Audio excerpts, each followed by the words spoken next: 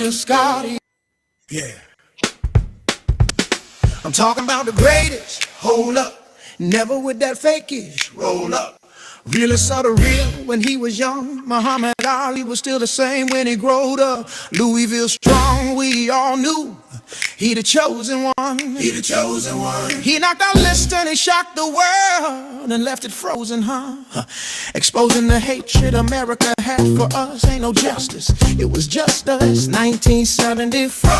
Rumble in the jungle, the Thriller and Manila left you humble after Ali beat Foreman. He made a phone call to a DC brother named Harold Bell. He didn't call ABC, NBC. He didn't call Ed Bradley at 60 Minutes. He didn't call Howard Cosell. He floated like butterflies, stung like a bee. And Ali made me proud to be me. He called Harold Bell in DC. Ali, a global cultural icon. Yeah, he's rope a dope like a time bomb. Rumble, young man, rumble. Beautiful young man, triumph for rumble. Young man, rumble. Beautiful young man, never tumbled. Rumble. Muhammad Ali, Harold Bell, Jill Scott, Heron, Kendrick, and Mama. Rumble, young man, humble, beautiful young man, never time for the never time for the. Now we're talking about Harold Bell, Jill Scott, Heron. Yeah, now we're talking about Harold Bell, real godfather of sports talk, a man that talk and walk that walk, a media community pioneer.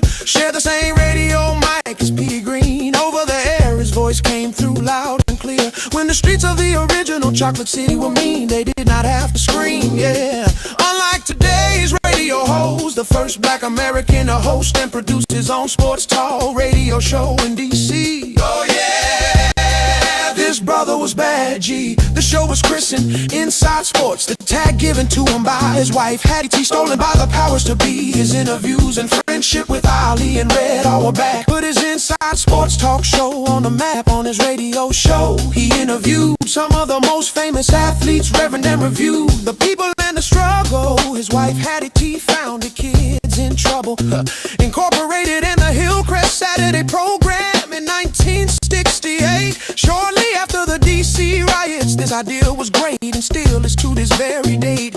Invited by Nixon to come to the White House, his own people showed their jealousy, so what? Lights out, that great man's name is Harold Bell. He knew Jim Brown and Muhammad Ali up close and personal, yeah. When it comes to this brother, there is no comparing. He also knew brother Gil Scott-Heron. If Harold Bell had played the game, he would have been a millionaire. We would have been calling Howard Cosell the Black Harold Bell. Oh yeah. Muhammad Ali, Harold Bell, Gil Scott-Heron, Kendrick Lamar. Rumble, young man, rumble, beautiful young man, never tumble them, never tumble them, never tumble. Muhammad Ali, Harold Bell, Gil Scott-Heron, Kendrick Lamar. Rumble, young man, rumble, beautiful young man, never tumble them, never tumble them, never tumble. The revolution will not be on your telly, yeah.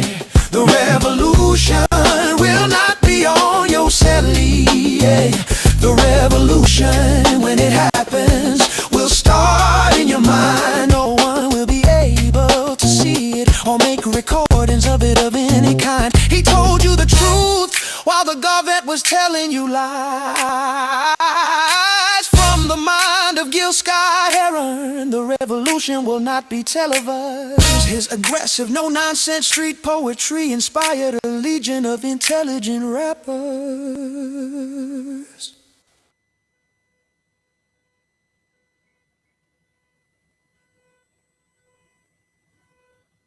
Welcome, everyone.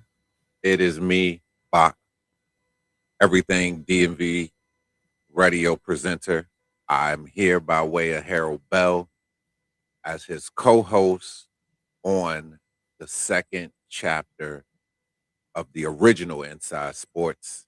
And I want to thank everybody who has tuned in over this first season, which today is our season finale of the second chapter of the original Inside Sports with Harold Bell.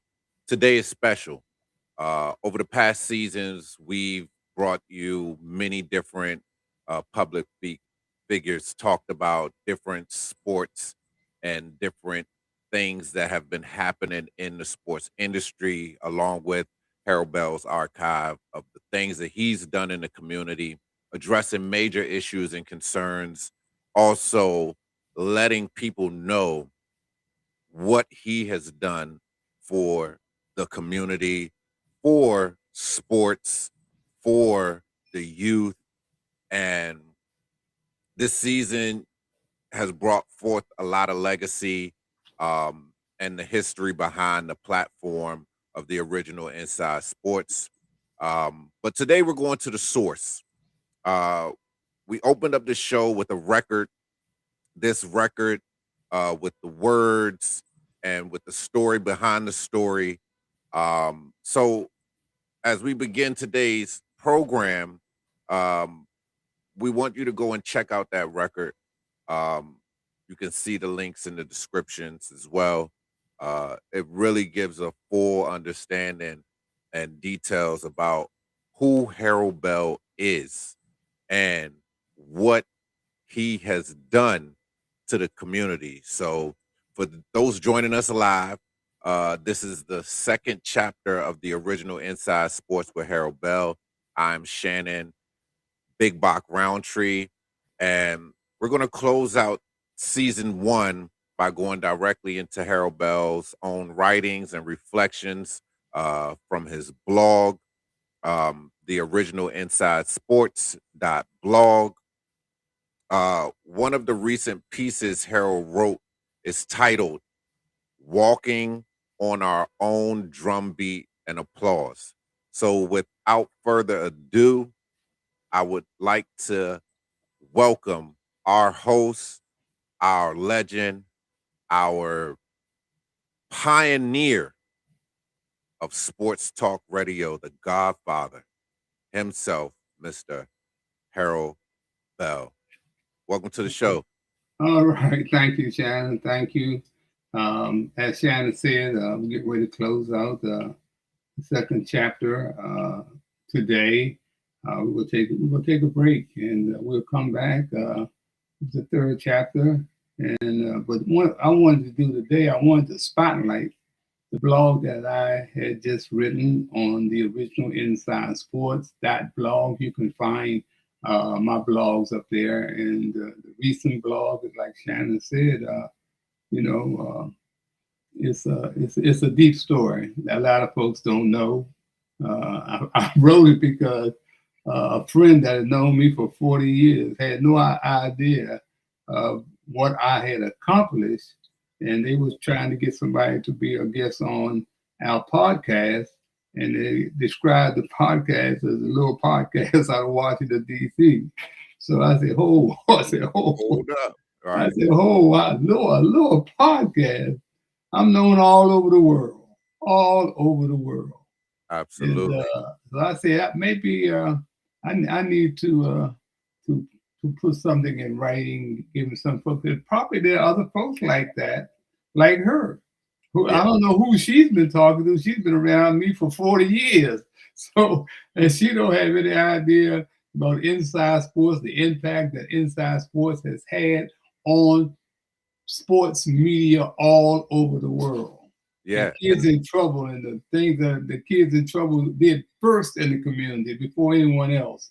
Right. I said, I want to write a story. And so Shannon, that's why I sit down. It took me about almost 3 days to write that blog.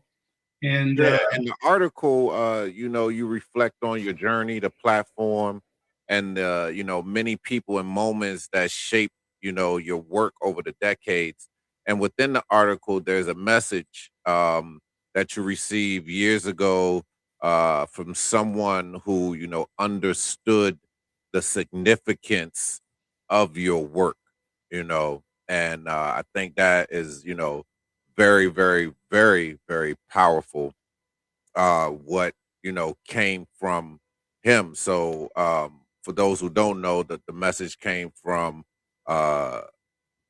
Mr. Dr. Henry Edwards. Dr. Harry Edwards. Harry Edwards.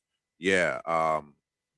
For those who may not know who he is, he was one of the central figures behind the Olympic Project for human rights and the broader movement connecting sports and social justice. So I would love to read that piece. After doing, checking things out, it says, Harold, congratulations.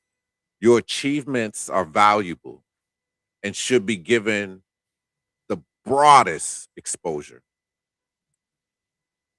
Have you ever thought about offering discs of your programs to the new Smithsonian Institute, National Museum of African American History and Culture?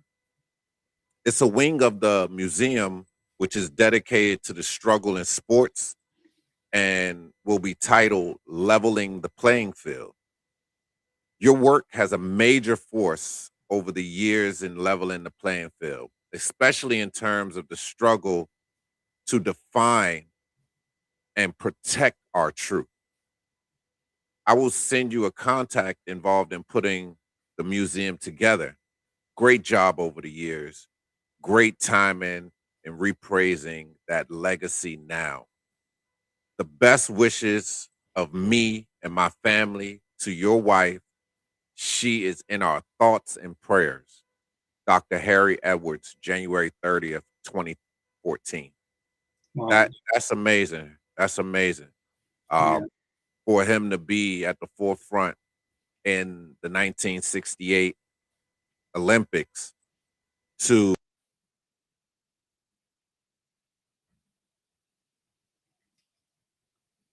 Yeah. Shannon, can you hear me? yeah, I can hear you. Okay.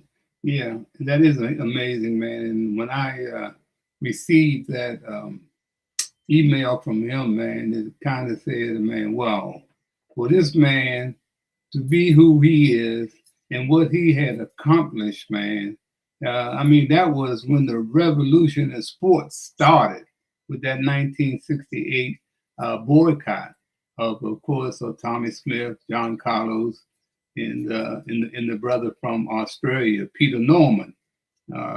Peter Norman, he was the only one that didn't have a black glove on, but he did have an emblem on, showing his support for what these two brothers did, and of course, behind the coordination of Dr. Harry Edwards.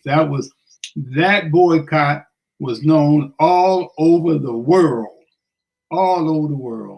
and that whole team, including Peter Norman, caught hell for decades, man. Peter Norman was treated in Australia like they were treating and are treating black folks here in America.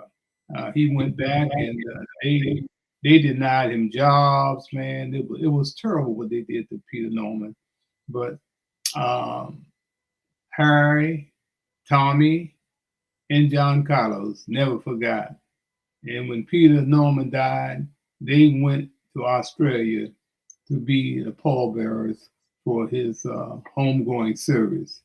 And I made a mistake too, man. You know, I'm flawed like everybody else.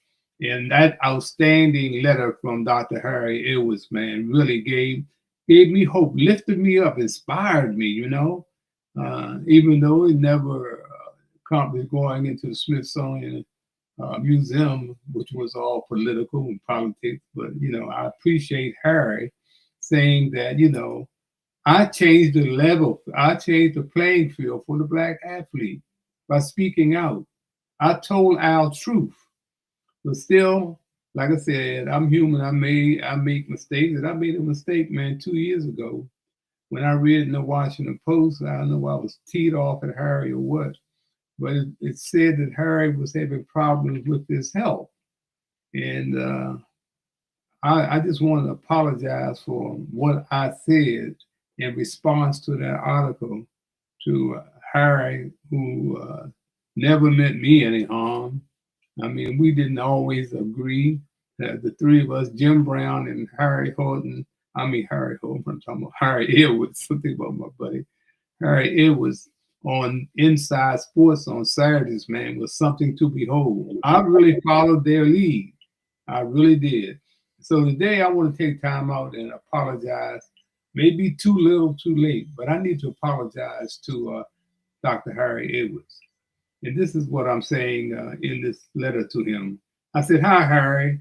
I hope this email finds you and yours well. It has been a minute since we last had a conversation. Harry, I am flawed like the next man, which means I make mistakes. And I did 2 years ago when I read in the Washington Post that you were having problems with your health. I have no idea how I could have been so pissed off at you because of the conversations you and I had regarding the talking heads in TV sports media today. Jim Brown, you and I were always on the same page. These athletes had no clue to what was going on regarding the plight of the Black athlete in Black America. They were the gatekeepers that we despised. They were not like us. For me to write a blog titled The Last Will and Testimony, Dr. Harry Edwards, Dead Man Walking and Talking, that was not too bright. You would have thought that I was writing about the thoughtless Don King. The reason I'm writing this email is because I was using AI as a research tool for my second book titled For Whom the Bells Toll. One evening last month, there was a call from your number, but it only rung one time. I figured it must have been a pocket call and let it go. Today, I was researching our name regarding our relationship for over 50 plus years. The information was mind-blowing, especially where I read I claimed that my community work was just as significant as yours when it came to academics and activist roles. It went further when it said I had challenged the idea that you invented the wheel regarding community advocacy. I pointed to my work with kids in trouble and my early efforts to promote local athletes before they became famous. Harry, this AI is dangerous. I have never had the thought or have written such BS. I could not carry your jockey strap as an athlete. My academic prowess was light years behind you. Your struggle in the fight for equal and civil rights is second to none. Yes, I need to be cussed out, and you have looking to the sky when someone mentions my name in your space for that ill-timed blog regarding your health. The AIBS saying I belong on the same academic team or competing with you in the same circle where the shot put is being thrown is a little far-fetched. Harry, on January 30th, 2014, when I received that outstanding, inspiring email from you, man, that's second to none. It's second only to Muhammad Ali giving me the only interview after he knocked out George Foreman in the 8th round in Zaire, Africa. It was the biggest upset in boxing history and the most important fight of his career. The fight is now known as the Rumble in the Jungle. You know, I never get tired of watching that interview. And I never get tired of reading your thoughtful note from 2014. This may be too little, too late, but still I want to apologize. It was difficult to tell my wife of this careless choice of words that I had the nerve to put pen to paper. In closing, she has not forgotten how you and your family sent prayers up for her in 2014. We want to send prayers up for you and your family. Peace and blessings. Harold Bell.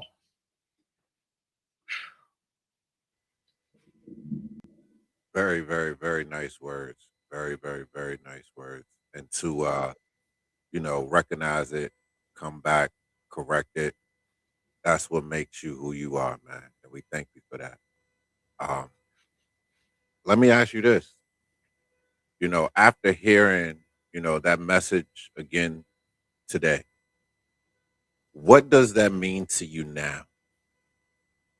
Well, Hey, that's easy, man. It's kept hope alive, man. Like I guess that was the late Jesse Jackson great saying, "Keep hope alive." Harry, uh, Tommy, John, and Peter Norman, man, by taking that stand. So you know that's the most courageous boycott in sports history. That's the most courageous boycott in sports history. And I met Harry and Tommy here in Washington, D.C. That's Harry. That's Rap Brown right on the left. That's Tommy Smith next to him. That's Harry Edwards next to him. And that's Stokely Carmichael right there on the right. They all came to Washington, D.C. in 1965, along with Marion Byrd. They invaded D.C., man. And there has never been a group of brothers like that since, man. All stand-up brothers. So when I met Harry there, and we talked, and Petey Green ended up getting Rap Brown a job with the two of us at the United Planning Organization, as we worked the playgrounds, the schools. We were troubleshooters for young people in the U Street corridor, which was known as Black Broadway. And Rap Brown, man, one of the brightest young men that I've ever known, man. He was a bright individual and a hell of an athlete, man. He could throw a football 60 yards in the air.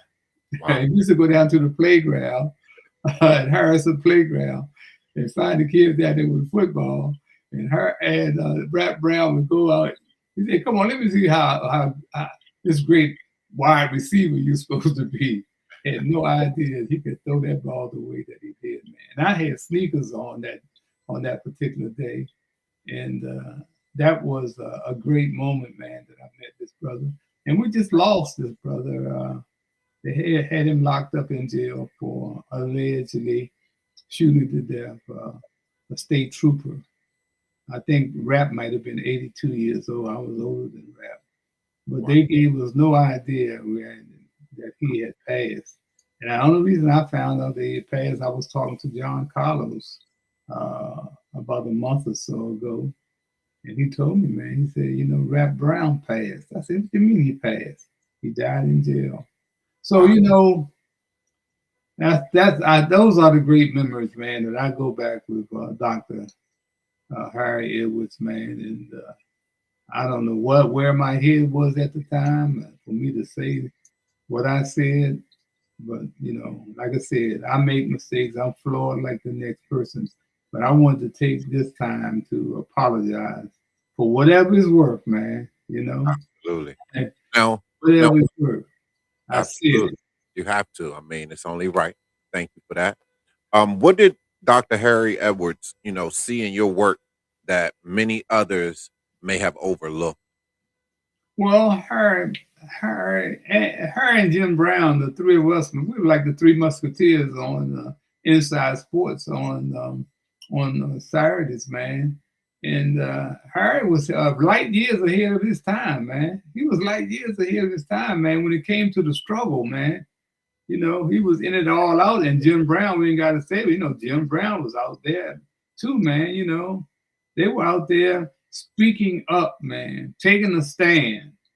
You know, and there I was, you know, I'm really, man, I'm sitting in the studio. I'm just a part of the landscape, man. I'm listening to these brothers and I'm learning, man. And they both inspired me, man. And like I said, we didn't always agree, didn't it? They didn't always demand that I agree with them. I was my own man early in my talk show career. And Harry and Jim Brown were a great part of that. They inspired me, man. Whenever I knew I was gonna have them on the show, man, I was up for it, man. And I still got those interviews on cassette tape and on DVD today, man. So Harry, his contributions, man, is second to none when it comes to civil and human rights, man. Second to nobody. You know, if you look at his resume, man, he's worked for the San Francisco 49ers as a consultant, the Golden State Warriors, He is taught in college, man. Just a bright human being, you know. And I That's think amazing. I got kind of I think I know what I got pissed off at him about. That we were talking about these broadcasters, man, that were nothing but gatekeepers, you know, and cheerleaders. You know, we that'd be part of our conversation, man. These guys got this national platform, but they're really not doing anything to support or enhance the plight of Black folks. And I think what happened, I saw Harry, same guy we were talking about. Harry's on the show with them, you know, talking about what's going on in the Black community. I said, hey, man, what the hell is going on, Harry? I'm sitting up there with so and so. I don't want to call their names, but but you got some idea what I'm talking about. And there was Jim Brown another time. But I finally realized that they had major platforms where they could get the word out. And you know, I was no longer really that big on the sports media scene because they had sent me through a lot of changes. But that's the only thing, and man, I think I just went off when I saw that article, man. And I said Harry was a dead man walking, man, because of his health problem. But anyway, let's take a break, man, and let's come back and let's talk about some other stories in that blog that you can find at www.theoriginalinsidesports.blog if you want to read it. Let's take that break, Shannon. They want to erase us. If there was ever a time to elevate our voices, share our stories, build our communities, embrace our creativity and ingenuity, as well as create safe spaces controlled and owned by us, it's now. Welcome to the Black Zone. Black Zone Social. Black Zone Television. Black Zone Magazine. For you, for me, for us.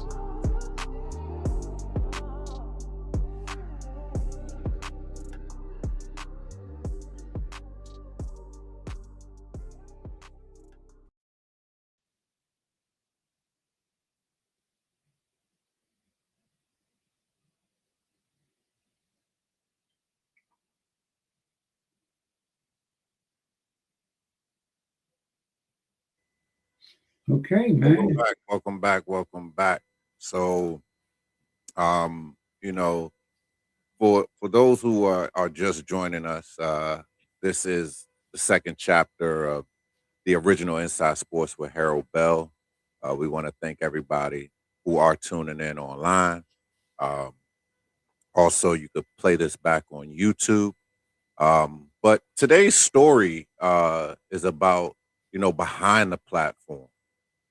As HB said, his blog lays it all out for you so that you could see who he is, where he's come from, what he's done. Because a lot of people speak, but they don't really know you, even though you've been with them for, you know, many, many, many decades, man. So, um, you know, before there was, a debate show or talk show where, sports media was, talked about, before sports media became what it is today, there was a voice that were building conversations in real time. Harold Bell has often talked about what the early days of his journey was like and how he put these things together, from, time spent with figures like Petey Green to the development of his own broadcast path, and eventually, the creation of the original Inside Sports, which the name had to be changed to the original Inside Sports. And I'm sure he'll, get into all of that. But what makes this story powerful is, not just the broadcast, it is the relationships It is the people. It is the network of athletes, community leaders, journalists, and media figures that Harold encountered, brought along the way, and showed them. I mean, people like Dr. Harry Edwards, Congressman John Lewis, Red Auerbach, Earl Lloyd, Sonny Hill, Mayor Wilson Goody, Brian Gumble, James Brown, Kathy Hughes, and many others connected to the world of sports, media, and community leadership. These relationships tell a large story, a story about influence, a story about representation, and a story about making sure that the truth of those moments was recorded and shared. Harold, when you think about those relationships and those years, what do people today still misunderstand about that period of sports history? Well, that's a good question, Shannon. I think what they miss, man, is that I was a legend, so-called legend, before I got on radio. I was a legend in the community working with young people, youth gangs, and at-risk children. I worked all over the DMV, Simple City, Potomac Gardens, Mount Pleasant, Parkside, Mayfair, Alexandria, Virginia, out Charles Houston Rec Center, in Suitland, Maryland, on Homer Avenue. I went wherever there were young people having problems. And this was all taking place before Petey Green gave me 5 minutes on his talk show, Petey Green's Washington, in 1967. I had met Petey when I was in high school, and we both were caddies out at Burning Tree Golf Course. And one of the things that my homeboys warned me going out there, stay away from Petey Green, Harold. Petey Green, man, is up to no good. Petey didn't come out there to caddy. Petey would come out there, wait for us caddies, been out there walking with them bags all day. And he'll go deep down in the woods and have a crap game or card game, and and end up going down. And so one day, the damn fool that I was, I get in early before everybody else. And I decided, because we would wait to travel back home together. The guys from Northeast DC, my homeboys, might have been about 4 or 5 of us, man. We hung together, man, because those were difficult times, man. We out in Bethesda, Maryland, man. We out in Clan country.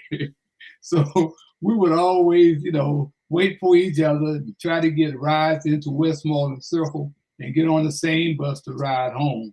And that day, I'm impatient, man. I'm ready to go, so I ain't have nothing to do. And what do? I go down and check out Petey Green. Boy, the biggest mistake I ever made. And see, I thought I was a gambler. I shoot crap, play cards. That's what we did in the neighborhood. Because my mother had like an After Hours joint in my housing project where I grew up. She sold bootleg liquor and had card games, on the weekends, and did real well, because what happened, she lost her good job with the government as a clerk typist. The last hired, the first fired. So she got laid off, man. We had to find a way to survive, and she was very lucky in hitting the numbers, man. In fact, she ended up with a number book from a guy by the name of Billy Jackson, who had the number book for that area. He lived on Sheriff Road, but he would come over to Parkside to pick up the numbers. And since my mother was frequently hitting the numbers, he gave her the book. He said, Maddie, you got the people here in Parkside. You take the numbers, man. And on Saturdays or Sundays, my brother Earl and I would walk my mother up Sheriff Road to take the numbers or to pick up the hits that people had hit, man. So I come from crazy you say that, though, Harold. That's crazy. Decade.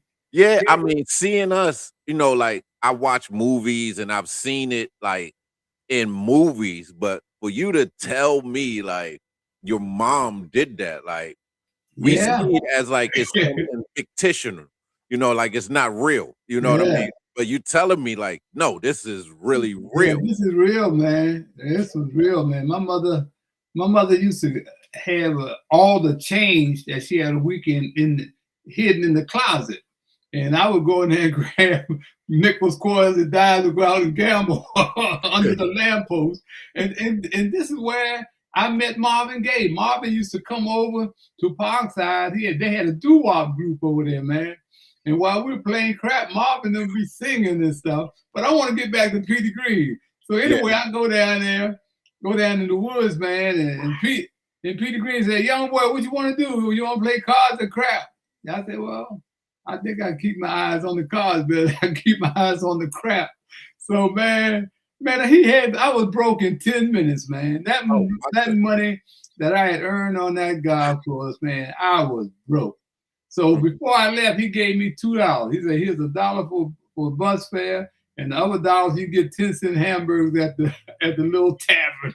Because that's what we would do. We would get on the bus, man, and our second stop would be a little tavern. We're going to get them 10-cent hamburgers and take them all the way back to Parkside, man.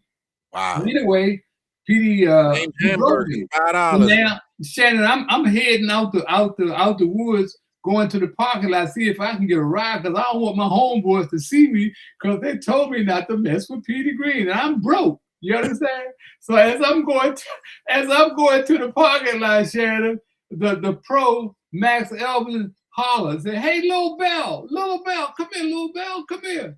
So I turned around and I went back. I said, "What the hell does Max want with me?" So he said, "Look, I got 2 bags. These 2 guys are going to just play 9 holes, man." And I said, "Okay." I said, "Oh, man, oh, my gracious, I got a chance to get some money back in my pocket." So I'm walking toward the tee, and I hear somebody holler, "Hey, Harold, are you ready for an adventure?" I turn around and I look, man, there's the Vice President of the United States of America, Richard Nixon. And I look, I said, "Yes, sir. Come on, just give me the money, man." So I didn't understand, Shannon, what he was talking about in adventure. His ball stayed in the woods more than the birds and the bees, man. I was in and out of them woods. It was hot as hell. And Mr. Rogers was just smiling, man. And what happened, Rogers was a hell of a golfer, man. A classy guy, man. Nice as he could be. And he was teaching Richard Nixon how to play the game. So make a long story short, man, I thought we were going 9 holes, and I hear the president holler, "Let's go 9 more." I said, "Oh my God, no, he didn't say that." So we went 9 more, and it was pitch dark when we got up to the house. And man, president said, "Okay, Harold, that's enough for today. I'll be right back." So I'm standing out there waiting for him to bring me my money. And man, all my homeboys are gone. I said, "Man, how the hell am I gonna get home, man? I ain't never traveled out home by myself." So I'm out there. I said, "Well, the kitchen help or the shoe shine guy in the locker room, they'll come and I get a ride with them." So sure enough, I'm standing out waiting. And who comes out of the clubhouse first but Richard Nixon? And the first thing he says when he see me, "Harold, you need a ride?" I said, "Yes, sir, I surely do." He said, "Come on." And at that time, Shannon, they ain't had no Secret Servicemen. He ain't had no secret, just him and Rogers. And Rogers was like driving, and the Vice President be sitting up front, you know. And I got in that limousine. Man, that was like an apartment, man. I got back there, man. I couldn't believe I ain't never been in something this big, man. So Rogers, they pull off, and we get out to the road, and the Vice President is looking back at me. And he said, "Harold," he said, "where do you live?" I said, "Sir, I live in Northeast Washington." He said, "Okay." He said, "You got any brothers and sisters?" I said, "Yes, sir. I got 3 brothers." And he said, "Where you go to school?" I said, "I go to Spingarn High School." He said, "Oh, okay." He said, "You play any sports?" Oh man, what did he say that for? Shannon, I leaned back in the seat and said, "Man, I play football, basketball, and baseball, man. I'm so proud of myself." He asked me that. So he looked at me and said, "Oh, that's great. That's great." He said, "Son, but let me tell you something. That football and basketball and baseball will not carry you as far as your education. You need to get the books." And man, I looked at him, man. I had never had nobody talk to me like that before, man.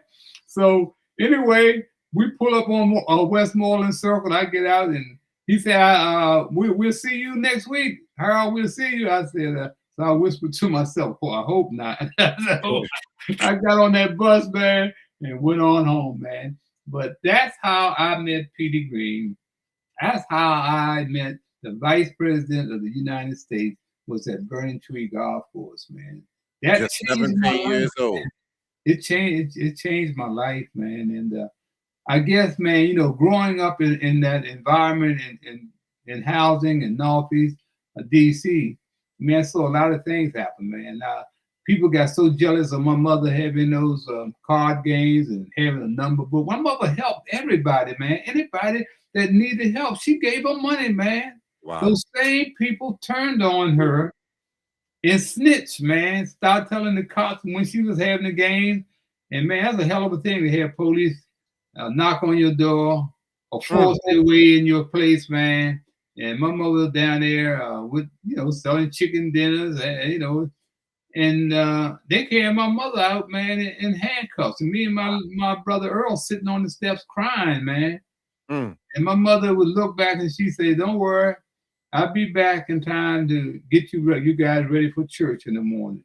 And a friend of ours from across the street, she would come over there and stay with us till my mother got back in. And my brother, her brother, Jody Wall, told me, because I was carrying groceries at the Safeway trying to help my mother make ends meet.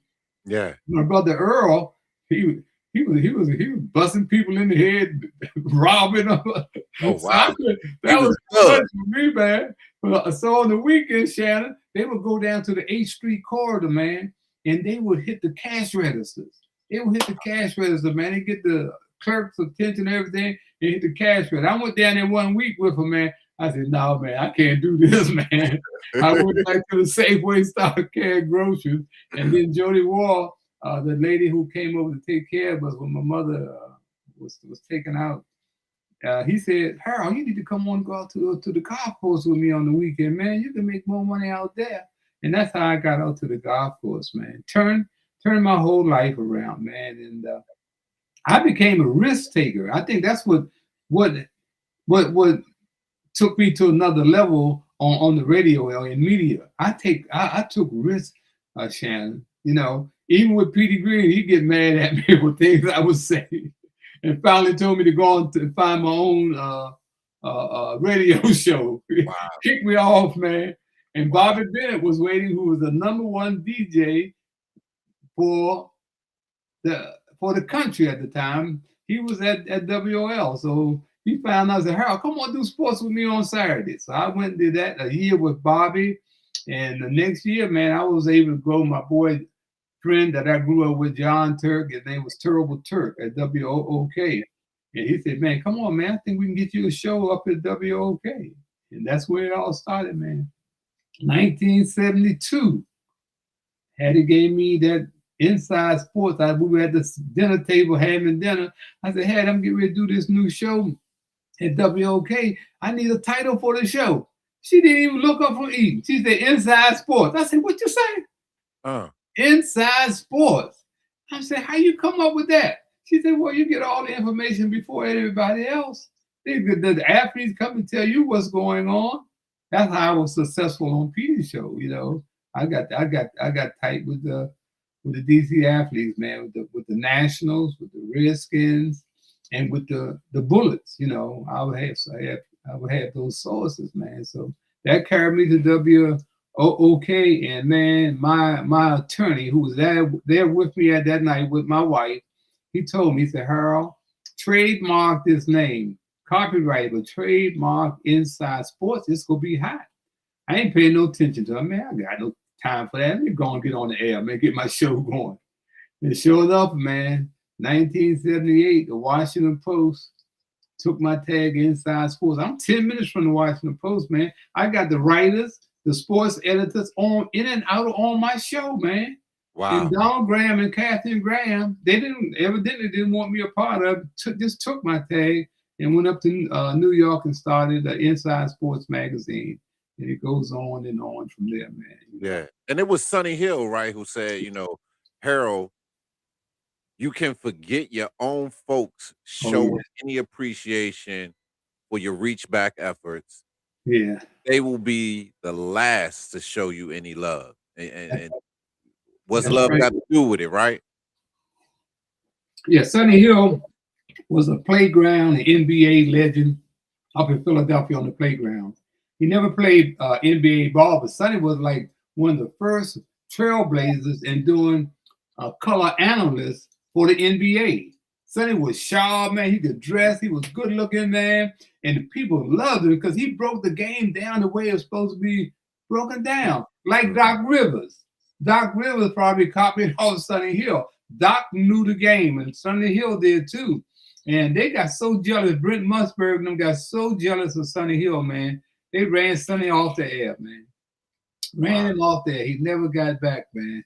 And it was all about a brother being intelligent, knowing the game, could speak the game. The players respected him, and they didn't like that, man.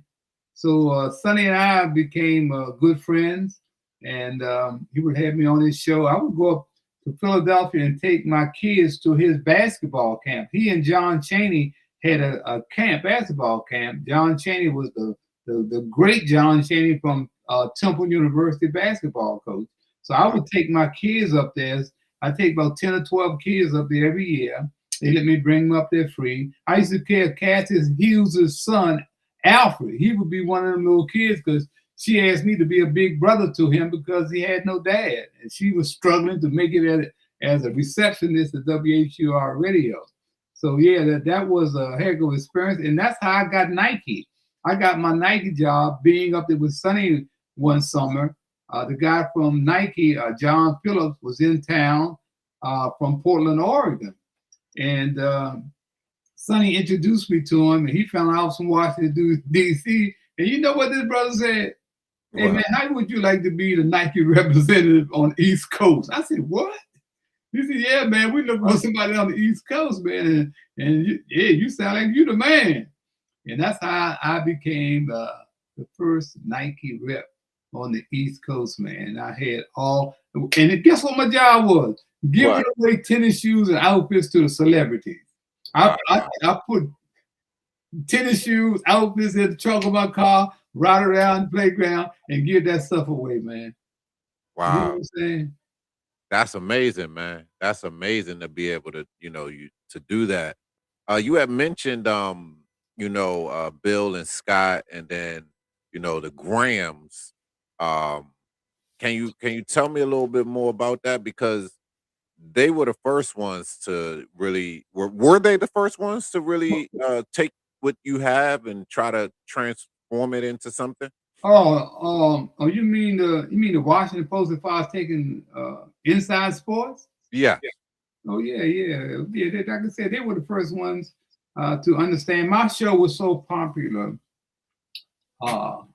Shannon, that I was on AM radio, Shannon. That's the weakest link on the radio dial. It's AM radio. I'm on a gospel station.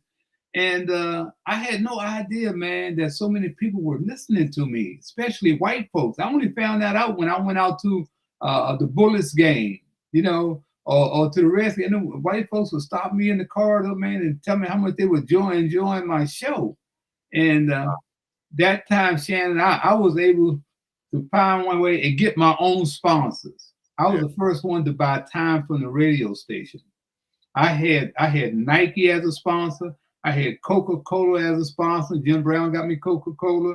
I got Budweiser. I was the first sports and marketing rep for Budweiser on the East Coast. They told me to write my own job description. You know what I'm saying? Wow. They told me to write my own job description. But, man, the jealousy, man, that came along with those titles and those big paychecks from the Maryland State Lottery, man, can cause a lot of jealousy. I wasn't flaunting it, but I became a household name because I've given back to the community. And through Petey and I still remain friends. When this white guy at the Eastern Market gave Petey 50 turkeys for Thanksgiving, Petey called me and said, man, I got 50 turkeys, man. What can I do with them? So anyway, we end up dispensing those turkeys. Petey was the first one to do that. All this stuff you see them doing there, they followed me and Petey's lead when they came to the community. I think Petey, I ended up with 2 turkeys, and we gave the rest of them away, man. Wow. And Christmas toy parties, all that stuff, man. I started my first Christmas toy party, Shannon, was after the 1968 riots. I was on the streets for 3 nights and 3 days, man, during the riots, because I was a roving leader with the DC Department of Recreation. And when the riots started, man, I was down at 9th and U Street with Willie Wood of the Green Bay Packers. Well, Willie Wood, we hanging out. I know I had known Willie since high school, man. He was like one of my heroes. But Willie was playing with the Green Bay Packers, all pro. But when he came home, Shannon, during the off season, he had to get a job with the teaching or with the DC Recreation Department, because they weren't making them big checks like they making today, Shannon. You know, he had to get a second job. So that year, he was working as a roving leader, and we had just had lunch at a place called Chez Maurice. And we were standing out there, bright, sunshiny day, man, April 4th. And man, my man Harvey Cooper rode by in the car and hung out the window. We call Harvey the oldest teenager in the city. He hollered out, "Hey, Harold, they just shot Dr. King in Memphis." So Willie looked at me and said, "What did he say?" I said, "It sounded like he said they just shot Dr. King." And by that time, when we had lunch, people are coming, ladies and guys coming out there crying out the restaurant, man. And Willie looked at me and man said, "I think we're gonna have trouble, brother." I said, "Yeah, trouble's on the way." And so we started walking down U Street, and Willie said, "We got to call the office, see what they want us to do." And by that time, Luke Moore, who was the first Black modern-day U.S. Marshal, he followed Frederick Douglass in charge.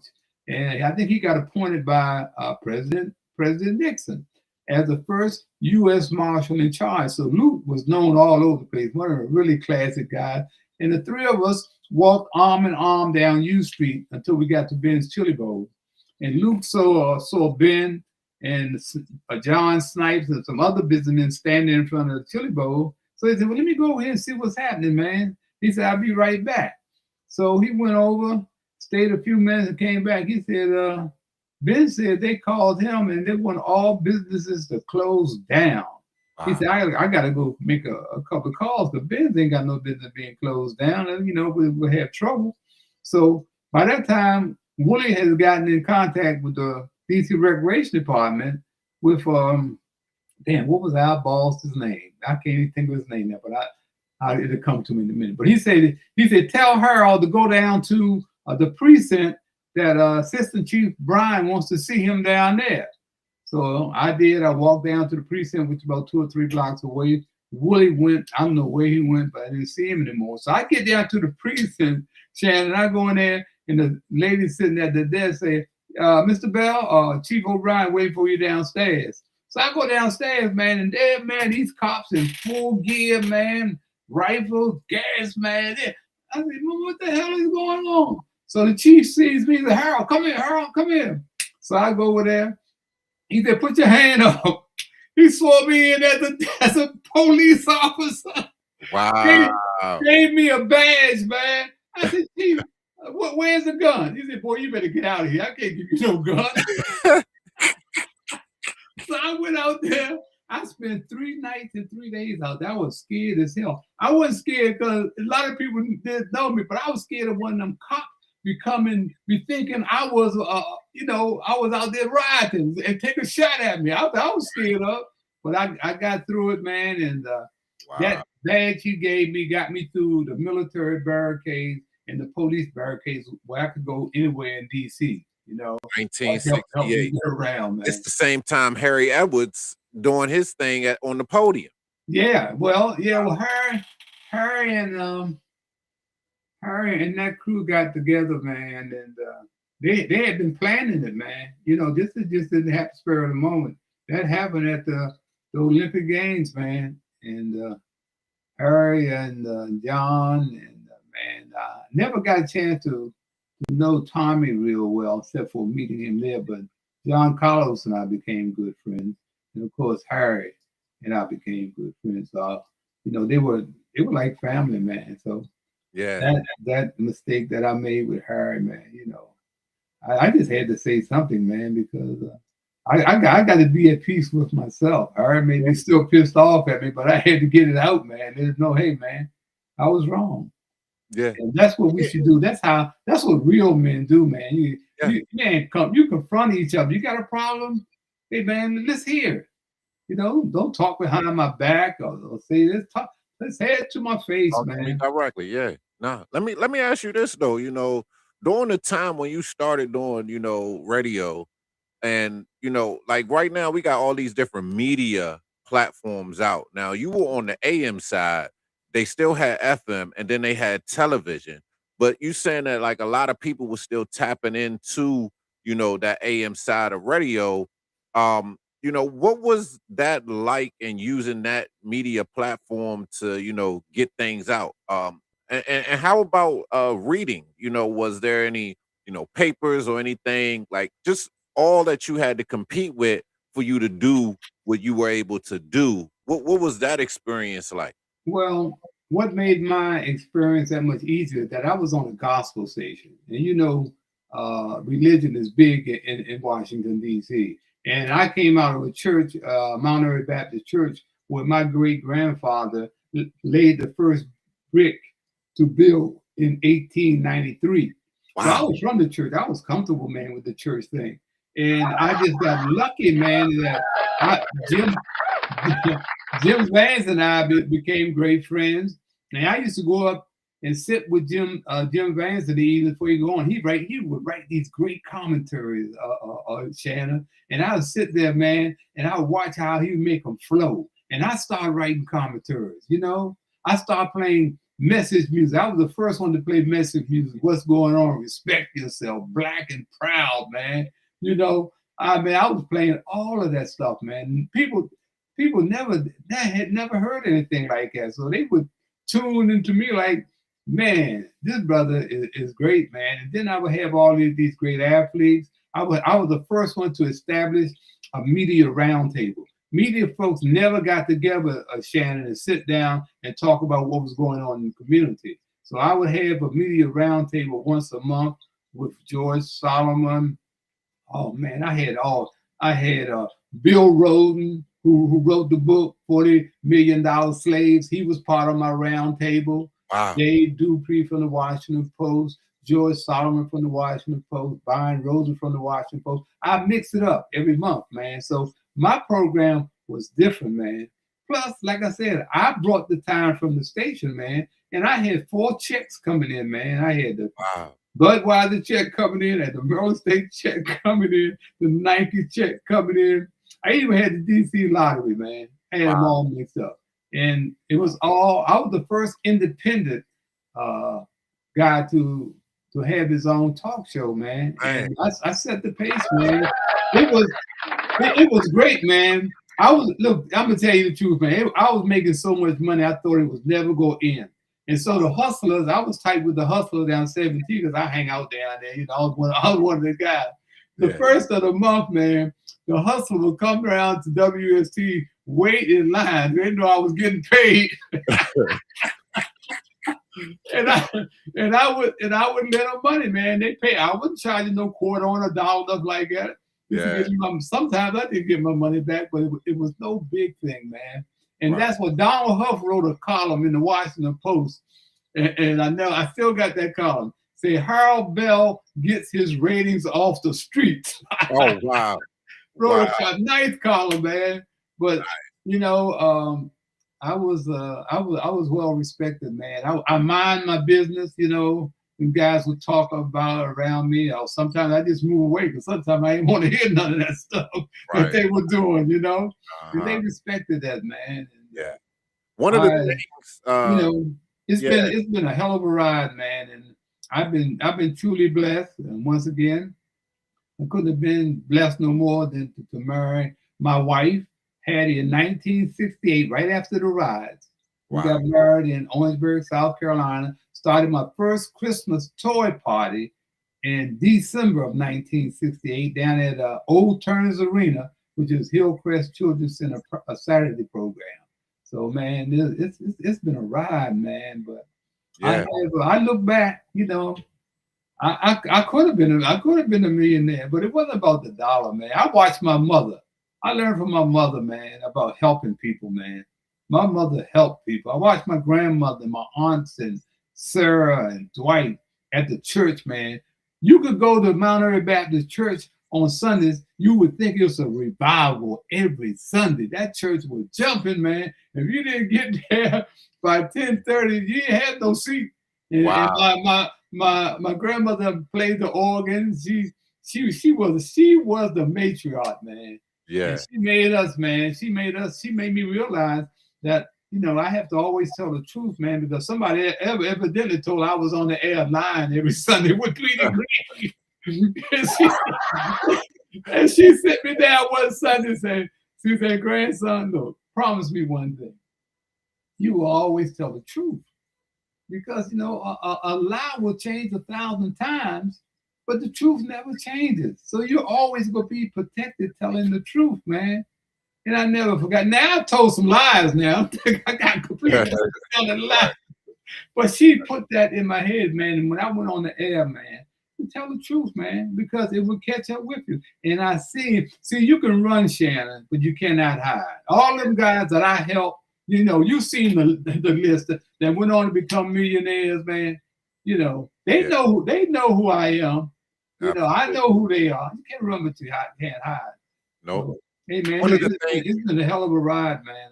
Yeah, absolutely. One of the things that we did this season was make sure that these stories, you know, are not lost and that they stay alive. Because when you understand the people behind the platform, you understand the importance of preserving that history.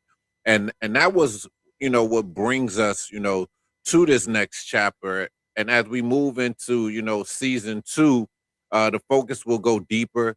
Deeper into the story behind Harold Bell, deeper into the story behind Inside Sports, and deeper inside the mission behind, you know, Kids in Trouble. For season 2, you know, we'll take these stories from the blogs and, you know, bring them to life through conversation, memories, and the people who were a part of those moments. Harold, you know, before we get out of here, what is one story from your archives that you believe absolutely needs to be told in the next chapter for season 2? Well, you know, Shannon, I'm working on my book right now, my second book, For Whom the Bell Tolls. And on the cover of that book, man, are 2 icons that I can say were my friends. And when they see the cover of that book, I'm standing with Muhammad Ali and I'm standing with Richard Nixon. How many people can say that they hung out with the greatest and the president of the United States invited them to the White House? That's a hell of a story from a brother from the project, the housing projects, man. You know, and Shannon, I know you've seen that picture with me, all of these politicians that I've interacted with over the years. Absolutely. And I was able to cross the aisle. Republican or Democrat didn't make no difference, man. Because you know what? The children made the difference. They know that they were helping me help the children, man. You understand? Strom Thurmond, supposed to be one of the biggest racists in the country. Richard Nixon. They opened up the door to me, man. My man, Decatur Trotter, Steny Hoyer, who has been like a lifesaver since Decatur Trotter died in 2004. And now Steny Hoyer is retiring after almost 60 years in office. You know, he has to be tired because he has really carried the Black community in Prince George's County. And I don't see anybody else, man, coming in to replace him. Everybody's trying to find out how to get a dollar bill. We keep putting these same old frauds in office, putting them in the pulpit, and they're leading us down the wrong road, man. You know, they're my man, John Lewis, with Steny. They were like brothers in the struggle. John Lewis helped me get my man Earl Lord into the NBA Hall of Fame, man, with Red Auerbach. So that's why I always say, man, every black face you see is not your brother, and every white face is not your enemy, man. And we got to realize that, man. I'm on the way out, man. So young people have got to take over. These old folks got to step aside, man. And let these young people come in, because these are very difficult times. I never thought that I would see this day, man. Right. With this out racism coming from the White House. Right. Coming from the White House. Man, I know. Standing on the step. Masks. Yeah. From being there. Masks on, man. It's dangerous out there, man. And it's hard to trust each other because everybody is for themselves. It's about me, man. Yeah. I'm thankful, man, that I've been able to accomplish the things. Thank Dr. Harry Edwards, thank Muhammad Ali, thank Richard Nixon, man, thank my wife, and thank some folks who have not forgotten that I was there for them. I always knew young people were watching me, Shannon. That's why they never saw me drinking a beer, shooting crap on the playgrounds, or none of that stuff. When I come out, they say, "Uh-oh, here comes Mr. Bell." I got to cut that out. Right. Yeah. So it's been a hell of a life, man. And, Muhammad Ali, Muhammad Ali to give you the only interview, Shannon, after the biggest fight of his career. He done met reporters all around the world. But when he got back to New York, who did he call? That's unheard of. He picked up the phone and called me, man. Yeah. That is crazy, man. Yeah, no, that is crazy. That is insane. But that is incredible. And that just shows, the plight of who you are, what you represent, and what you've done. So, Harold Bell, we want to thank you. And this is Inside Sports. If you have not read that article, go check that out as well. It was written in 2018 by Alex Belf. Inside Sports, the oral history. You could definitely learn a lot more about Mr. Harold Bell, his legacy, Kids in Trouble, Hattie T, all the great work that they've done. But we want to thank you, Harold. Hey, Shannon, thank you, man, for coming aboard, man, and taking, being an executive producer and co-host, man, and telling the story the way it should have been told, because it needs to be told. And this is a time for me, at least get in the archives of some of the great people that helped make me great. Because there's some great people that helped make me great, man. That's what it's about. We got to keep reaching back. Absolutely. So thank you, Harold, and thanks to everybody who's watched, listened, and supported the first season of the second chapter of the original Inside Sports. It was, a great reminder of, all of the history of this area of the world. I mean, this guy's international. You want to know more. We want you to know more. This has been the season 1 finale of the second chapter of the original Inside Sports with Harold Bell. I'm Shannon Big Bach Roundtree, and we will see you all in season 2. Thank you, Harold. We love you. Love you, man.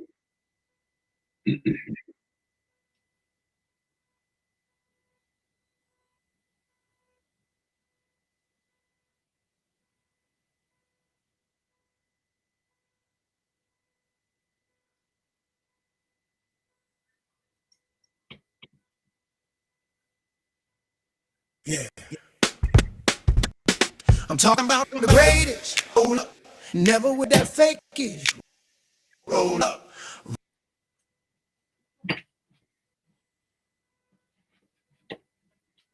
Really saw the real when he was young. Muhammad Ali was still the same when he growed up. Louisville strong, we all knew. He the chosen one. He the chosen one. He knocked our list and he shocked the world and left it frozen, huh? Exposing the hatred America had for us. Ain't no justice. It was just us. 1974.